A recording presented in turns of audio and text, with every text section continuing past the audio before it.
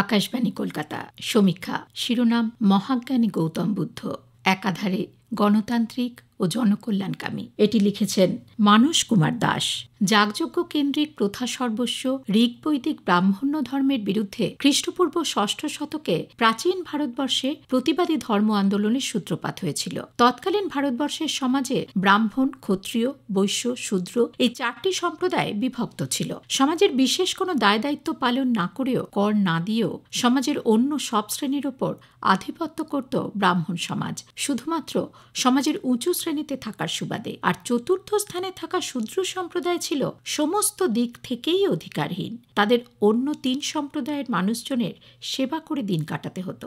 খ্রিস্টপূর্ব ষষ্ঠ শতকের ভারতবর্ষের এরকম একটি সামাজিক অবস্থানের বিরুদ্ধে ৬০টিরও বেশি প্রতিবাদী ধর্ম আন্দোলনের সূত্রপাত হয়। এই প্রতিবাদী ধর্মমতগুলির মধ্যে বৌদ্ধ ধর্ম ছিল প্রধান। ঐতিহাসিক ডক্টর দীনেশচন্দ্র সরকার বলেন যে ব্রাহ্মণ্যদের প্রাধান্য এবং ধর্ম আচার অনুষ্ঠানের বিরুদ্ধে গৌতম বুদ্ধ প্রথম সার্থক প্রতিবাদ জানান এবং ভারতীয় জনজীবন ও চিন্তা জগতে নতুন পথের সন্ধান দেন। গৌতম বুদ্ধ সকল মানুষের, সকল সমাজের উপযোগী একটি ধর্মমত প্রচার করেন, যা ইতিহাসে বৌদ্ধ ধর্ম নামে পরিচিত, যা তৎকালীন ভারতীয় সমাজে বিরাট আলোড়নের সৃষ্টি করে। বৌদ্ধ ধর্মের প্রবর্তক সিদ্ধার্থ তথা গৌতম বুদ্ধ খ্রিস্টপূর্ব ৫৬৭ অব্দে কপিলাবস্তুর নিকটবর্তী নেপালের লুম্বিনী উদ্যানে এক পূর্ণিমা তিথিতে শাক্য ক্ষত্রিয় বংশে জন্মগ্রহণ করেন। তার পিতা শুদ্ধোদন কপিলাবস্তু নামক প্রজাতান্ত্রিক রাজ্যের রাজা ছিলেন। মাতা মায়াদেবী ছিলেন কোশল রাজবংশের রাজকুমারী। গৌতম বুদ্ধ নিজে প্রজাতান্ত্রিক রাজ্যে জন্মগ্রহণের জন্য হয়ে উঠেছিলেন অধিকতর গণতান্ত্রিক ও জনকল্যাণকামী। গৌতম বুদ্ধ ছিলেন একজন বাস্তববাদী সমাজ সংস্কারক। সমকালীন বাস্তবতা নজরে থাকায় তিনি উপলব্ধি করতে পেরেছিলেন পৃথিবীর সমস্ত কিছুই দুঃখময় এবং মোহের জন্যই মানুষ ভোগ করে, আর এই মোহকেই যদি জয় করা যায় তাহলে নির্বাণ লাভ সম্ভব।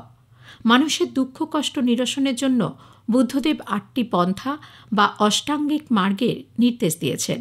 সেগুলি হল সদ্দৃষ্টি, সদ্বাক্য, সৎচিন্তা, সৎকর্ম, সৎ জীবনযাত্রা, সৎ প্রচেষ্টা, সদ্জ্ঞান এবং সম্যক সমাধি। ভারতীয় ধর্মের ইতিহাসে বৌদ্ধ ধর্মের আবির্ভাব সমাজে একটি বিপ্লব ঘটায়, কারণ এই ধর্মে ঈশ্বর ও আত্মার অস্তিত্ব স্বীকার না করার জন্য। আবির্ভাবের প্রথমের দিকে ধর্ম দার্শনিক বাতাবরণের অঙ্গীভূত না থাকার কারণেই সকল সাধারণ মানুষজনের হৃদয় জয় করতে পেরেছিলেন। বর্ণপ্রথাকে আক্রমণ করার ফলে তা সমাজের নিম্নবর্ণের মানুষকে আকৃষ্ট করেছিল। তাছাড়া জাতি, ধর্ম, বর্ণ নির্বিশেষে মানুষজনের বৌদ্ধ ধর্ম গ্রহণের অধিকার স্বীকৃত হয়। বৌদ্ধ সংঘের দরজা নারীদের জন্য উন্মুক্ত ছিল এবং তারা পুরুষদের সমান মর্যাদা লাভ করতেন। বুদ্ধদেবের কাছে সকলেই ছিলেন সমান। তাই দেখা যায় যে মহাজ্ঞানী বুদ্ধদেব ধনী ব্যবসায়ী, অনাথপিণ্ডক, দস্যু অঙ্গুলিমাল, ব্রাহ্মণ সন্তান সারিপুত্র ও মদ্যকালয়ন এবং নগরবধূ আম্রপালি সকলেরই আধ্যাত্মিক পিপাসা নিবৃত্ত করেন। সামাজিক সাম্যের বাণী প্রচার করে সকলকে তিনি কাছে টেনে নেন এবং মঠে সন্ন্যাস গ্রহণের অধিকার দেন। তার মতে দারিদ্র্যই দুর্নীতি ও সব অপরাধের উৎস। তাই অপরাধ দূর করতে হলে উৎপাদন ব্যবস্থার ভার কৃষক, শ্রমিক ও বণিকদের হাতে দিতে হবে। তিনি বলেন, দরিদ্র ব্যক্তি যদি মঠের সন্ন্যাসীকে মুষ্টিভিক্ষা দান করে তাহলে পরজন্মে সে ধনী হয়ে জন্মাবে। এইভাবে বুদ্ধদেব সমাজের নিম্ন স্তরের মানুষের মধ্যেও আশার আলো জ্বালিয়ে দেন এবং ভোগবিলাস ও সন্ন্যাসের মধ্যবর্তী এক মধ্যপন্থার সন্ধান দিয়ে সমাজকে রক্ষা করার পথ দেখান। এর ফলেই ব্রাহ্মণ্য ধর্মের তুলনায় বৌদ্ধ ধর্ম ছিল অনেক উদার ও গণতান্ত্রিক। সাহিত্য, সংস্কৃতি, শিক্ষা ও শিল্পের ইতিহাসেও বৌদ্ধ ধর্মের অবদান অপরিসীম। প্রাচীন ভারতের সাহিত্য পালি ভাষাতে সমৃদ্ধ হয়েছিল। বৌদ্ধ মঠগুলি ছিল শিক্ষার পীঠস্থান। এ বিষয়ে নালন্দা বিক্রমশিলা মহাবিহার বিশেষভাবে উল্লেখ্য। প্রাচীন ভারতের রাজা বিম্বিসার, রাজা প্রসেনজিৎ, সম্রাট অশোক প্রমুখ বৌদ্ধ ধর্ম গ্রহণ করে পরবর্তী সময় মানব কল্যাণের ধর্মে পরিণত করেছিলেন।